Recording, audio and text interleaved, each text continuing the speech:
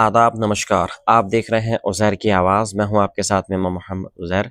आज की इस रिपोर्ट में 4 अहम खबरें होने वाली हैं। पहली खबर आ रही है तुर्की के हवाले से। तुर्की ने एक अरेस्ट वारंट जारी किया है। 37 जो इजरायली ऑफिशियल्स हैं उसमें नेतन्याहू का नाम भी शामिल है। उनके खिलाफ तुर्की ने अरेस्ट वारंट जारी किया है। दूसरी खबर सूडान की तरफ से आ रही है। सूडान की जो आर्मी है आरएसएफ का एक ड्रोन इंटरसेप्टेड कर दिया है क्योंकि वो सिविलियंस को टारगेट करने के लिए जा रहा था। तीसरी खबर यहाँ पर हम यमन के हवाले से आ रही है। यमन के जो हूतीस ग्रुप हैं उन्होंने एक स्पाई नेटवर्क को एक टारगेट किया है। उनके कुछ लोगों को गिरफ्तार कर लिया है जो सऊदी अरब, इजराइल और अमेरिका के लिए काम कर रहे थे और यमन की जासूसी कर रहे थे, यानी हूतियों की जासूसी कर रहे थे। चौथी यहाँ पर खबर कजाकिस्तान के हवाले से आ रही है। कजाकिस्तान ने कंफर्म कर दिया है कि वो इसराइल के साथ में अपने रिलेशंस और स्ट्रॉन्ग करने जा रहा है। मतलब जो अब्राहम अकॉर्ड है जो 2020 में ट्रंप ने एक न्यू पीस, एक ट्रीटी, एक नया सिस्टम एक बनाया था अब्राहम अकॉर्ड, उसके तहत कजाकिस्तान जो है अब इसराइल के साथ में अपने रिलेशंस और स्ट्रॉन्ग करने जा रहा है।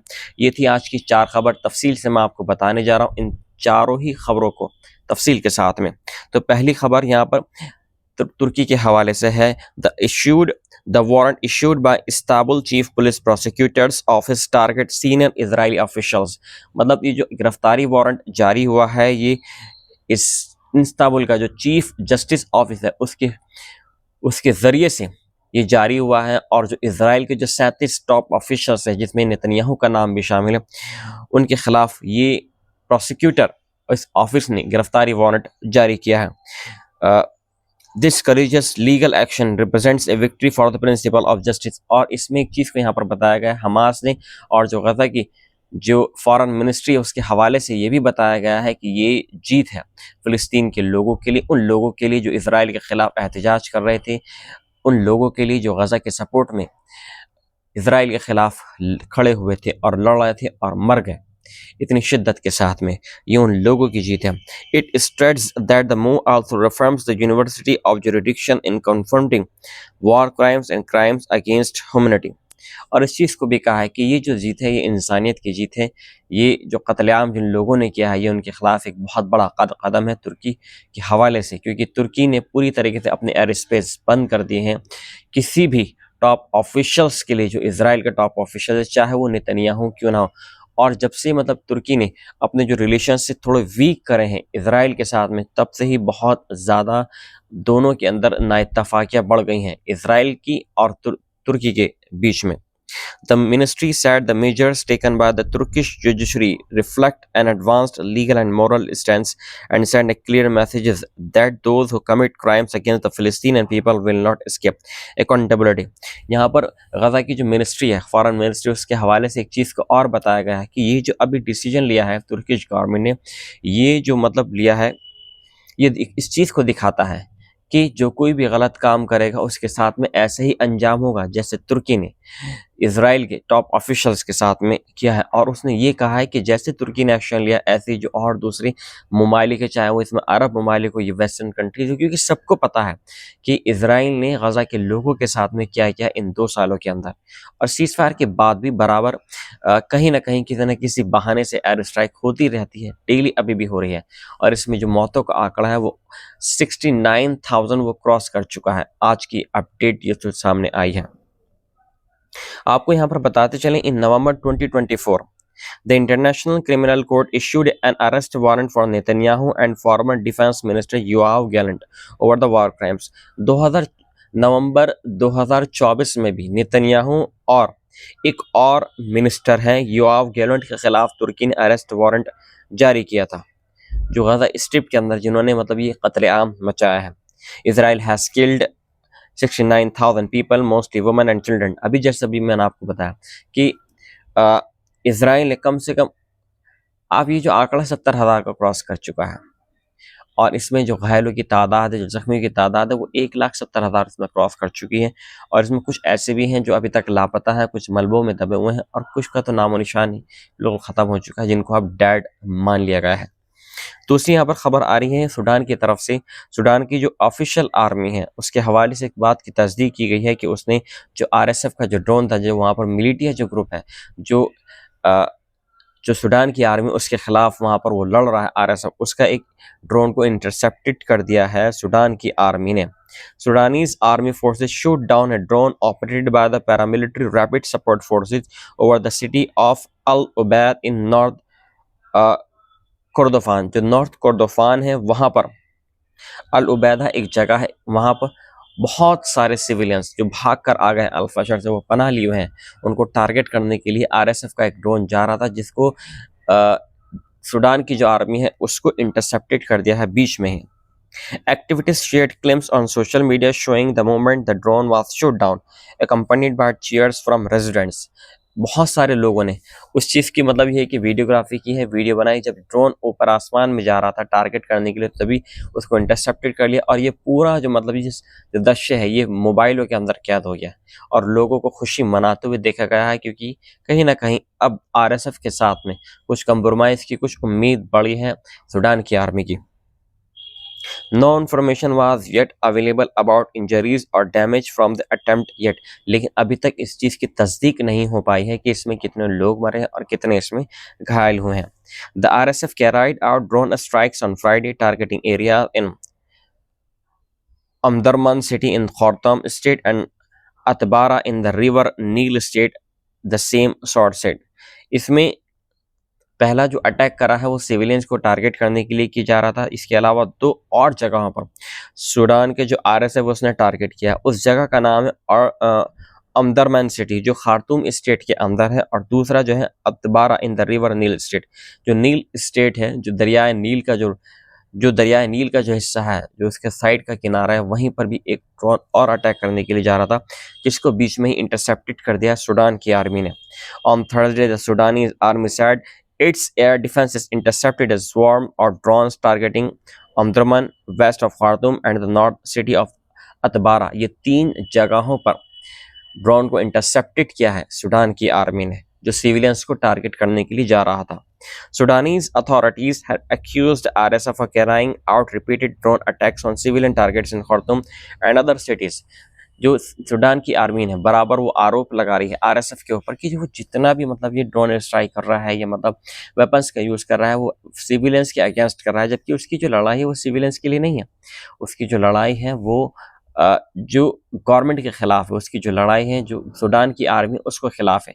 इसलिए वो कहता है कि जो भी टारगेट करना है वो आर्मी को टारगेट करे, ना कि सिविलियन को टारगेट करे।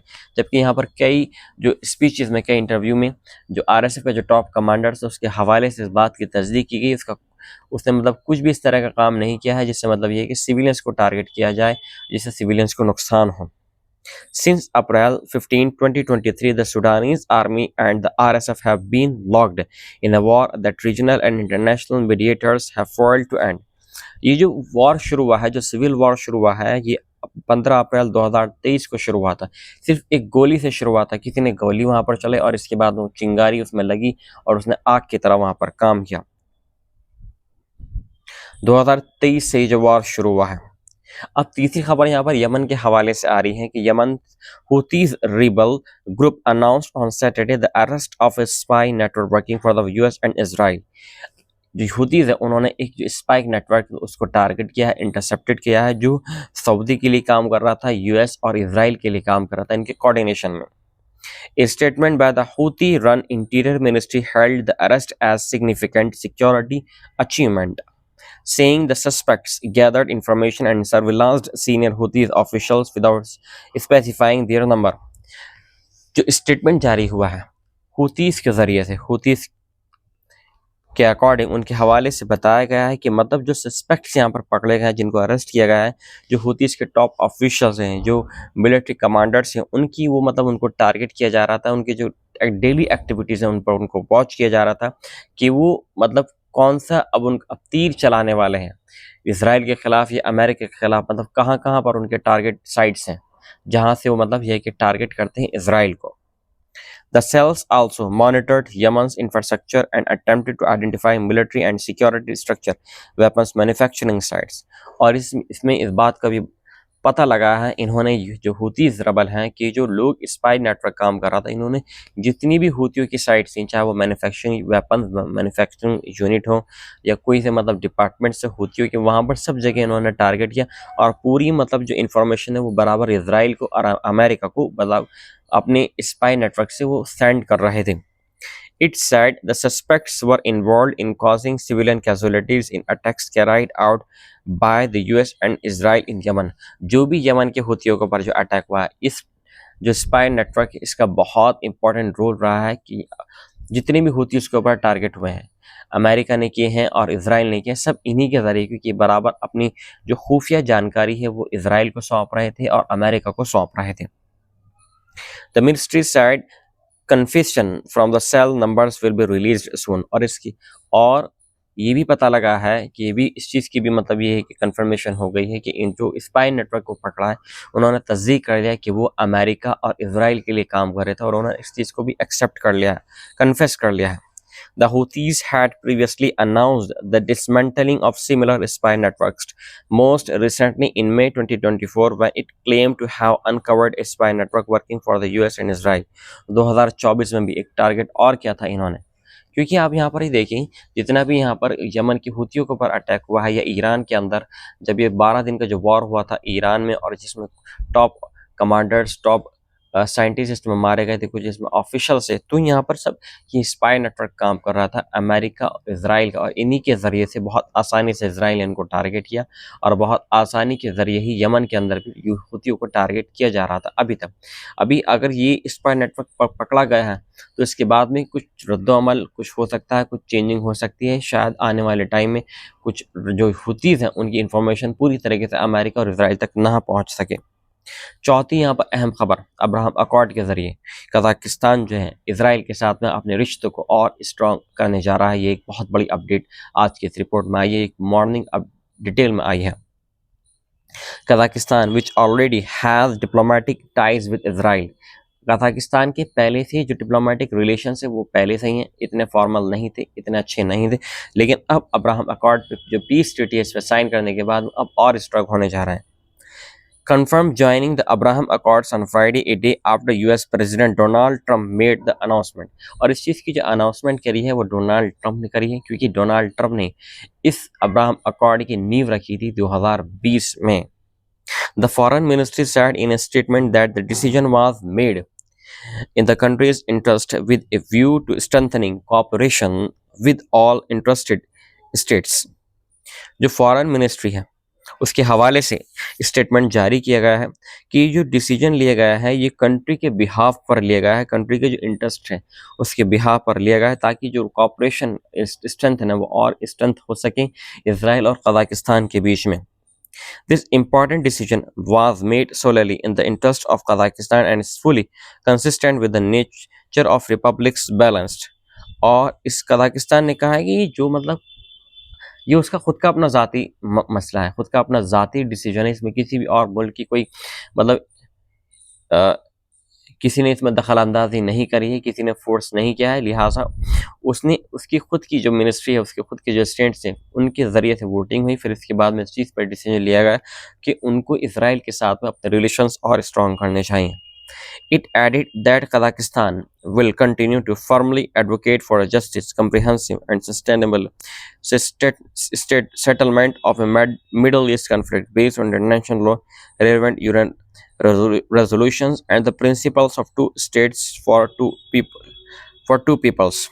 कजाकिस्तान ने एक बात और कही है कि वो हमेशा से इसराइल को सपोर्ट करता है, गज़ा को भी सपोर्ट करता है, इस लिहाजा वो चाहता है कि वो दोनों ही कंट्रीज़ के बीच में बैलेंस बनाकर चल रहे हैं। ना ही वो इसराइल के हक़ में बुरा चाहता है और ना ही वो गज़ा के हक़ में बुरा चाहता है, यानी फ़िलिस्तीन के हक़ में बुरा चाहता है। यहाँ पर उसने एक बात को और कहा है कजाकिस्तान ने कि वो जो टू स्टेट सोल्यूशन है उस पर अटका हुआ है, उससे बिल्कुल भी वो हटेगा नहीं, क्योंकि टू स्टेट सोल्यूशन ही एकमात्र एक ओनली ऐसा रास्ता है जिससे शांति की उम्मीद की जा सकती है। ये थी आज की 4 अहम खबरें जो भी मैंने आपको अपनी इस रिपोर्ट में बताई। उम्मीद करता हूँ कि आपने मेरी जो तफसील की न्यूज़ है वो